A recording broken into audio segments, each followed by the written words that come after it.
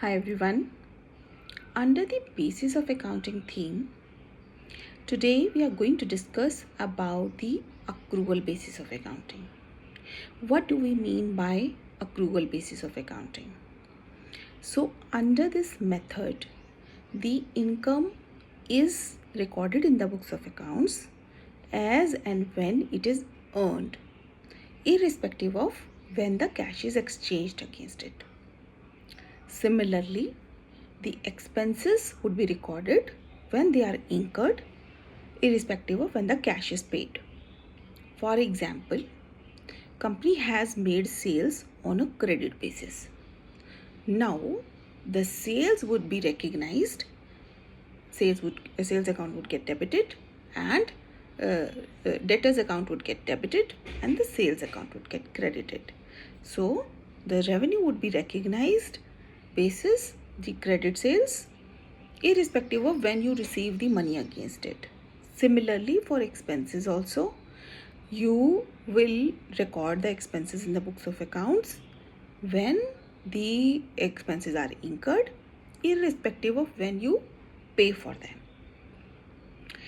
Now let's understand with an example. For example, there is a rent due to the landlord for a particular period. Now, in the March, the rent was due. However, it was paid in the April.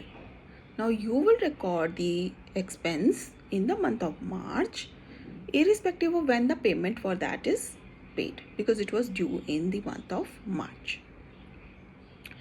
So, this was the accrual basis of accounting.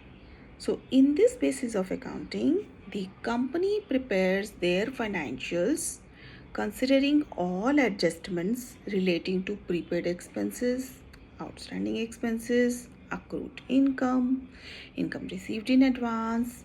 So, all types of adjustments are taken into consideration while preparing the profit and loss for the organization and the financial statements of the organization, so that it present a true and fair view of the financial health of the organization.